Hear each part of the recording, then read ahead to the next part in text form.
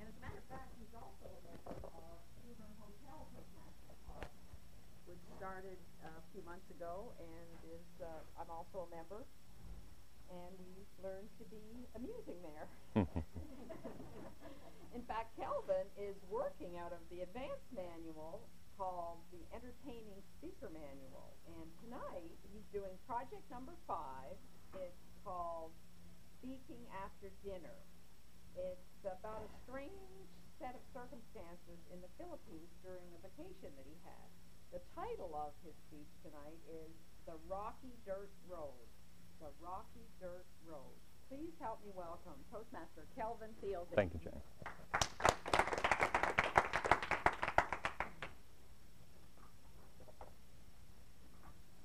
Fellow Toastmasters, I never carry dollar bills in my top pocket. Let me explain why. Many years ago, I went on vacation in the Philippines. I was working for the Royal Hong Kong Police, and I needed a vacation. I got off the plane at Manila Airport and took a bus to Angeles City. I found a hotel, and then I decided to explore Angeles City. I walked along a rocky dirt road. It was humid, the sky was blue, and I could see the green and blue Mount Pinatubo in the distance. A wind was brushing across my face from the South China Sea, and I felt very, very pleased with myself. As I walked along the road, 3 men came towards me, and I smiled at them as they passed, and they smiled back at me.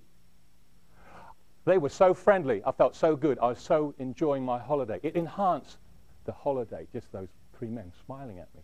Suddenly, one of them jumped at me. He took my shirt pocket out where I was carrying dollar bills in my shirt pocket. He cleanly ripped it away. I don't know why, but I punched him in the face.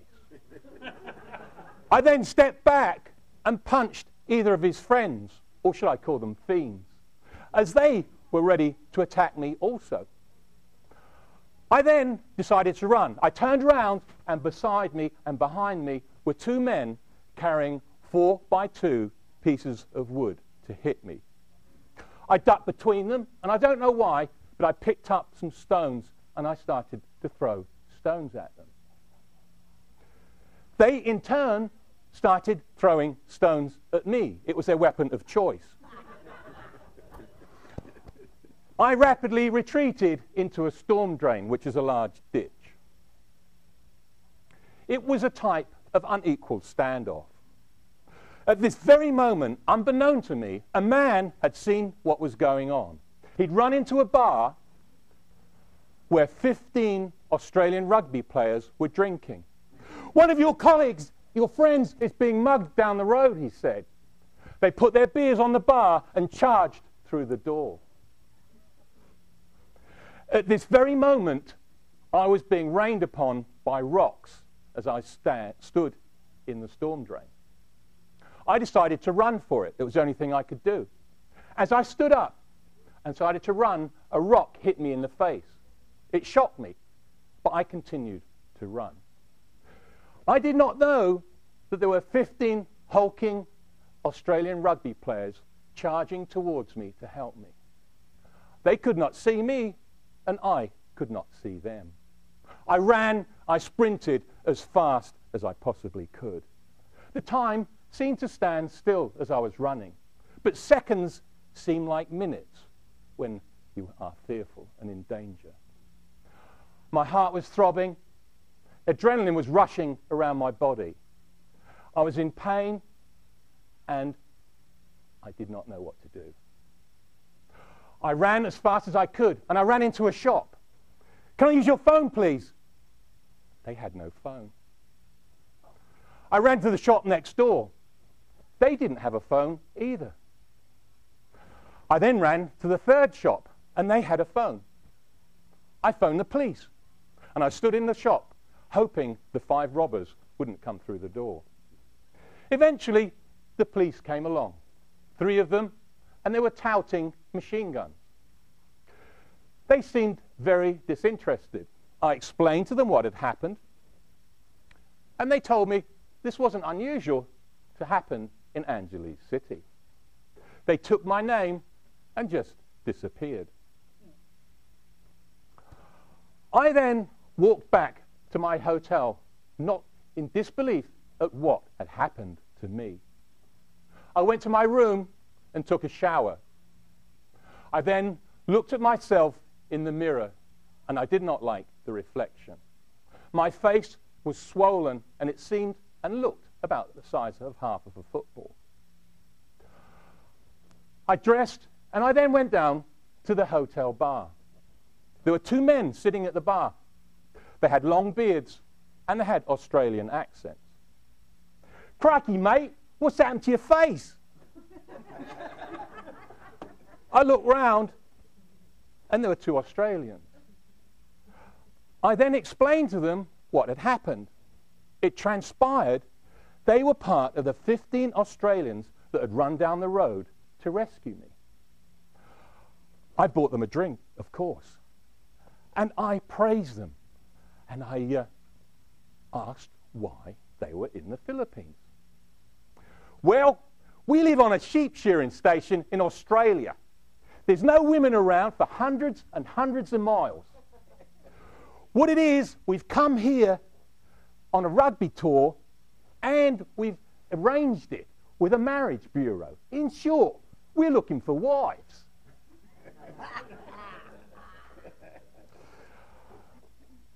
I then felt very relaxed. I sort of forgot about what had happened to me.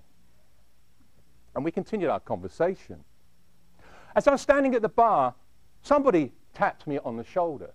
I looked around, and there was a man in a black suit, and he had a very nervous disposition. "Excuse me, sir, I'm very sorry. I've heard about what's happened. I'm the manager of this hotel. Look, we don't normally get this sort of thing happening, but we're very sorry. But maybe I can help. If you give me $200, I can arrange to have these robbers shot and killed." It took me a few seconds to digest what this man had said. Now, I didn't like the robbers, but I wasn't prepared to have them killed. And secondarily, I did not want to waste $200. I refused. And this took customer service to a whole different level, in my opinion. He then told me the hotel would take care of the robbers in their own way. He then dispatched the hotel car to get me some antibiotics and to get me some drugs so the swelling on my face could be reduced. And I continued to talk with the wife-hunting Australians at the bar. I bought them some more drinks, and then I decided it was time to go to bed. I went upstairs, and I could not sleep. I could not find a position in my bed that was comfortable, other than lying on my back. The next day, I caught a bus. I left the hotel, and before leaving, I thanked my Australian friends. I thanked the hotel manager, and I boarded a bus to go to another town other than Angeles City. I sat next to the window, and the bus was very crowded. Mixed amongst the normal passengers were people dressed in tribal clothing. Some were carrying spears, and some had swords, and some had bows and arrows. I wondered if they knew something that I didn't know. Were they expecting violence? Or were they just going to a Halloween party? As I sat next to my seat, I dusted the window to try and see my disfigured face. I caught a disfigured silhouette. And then I started to reflect on what had happened on the previous 24 hours. I relived the robbery, And I wondered why I had walked along a rocky dirt road. I wondered if the Australians would find 15 Filipino wives. I wondered what happened to the 15 beers that had been left on the bar because of me. And I thought about a hotel manager that was prepared to take revenge on robbers. As the bus lurched away, I became a wiser person. I vowed to myself to never carry dollar bills in my shirt pocket. And since that day, I have never experienced a ripped shirt pocket. Mr. Toastmaster.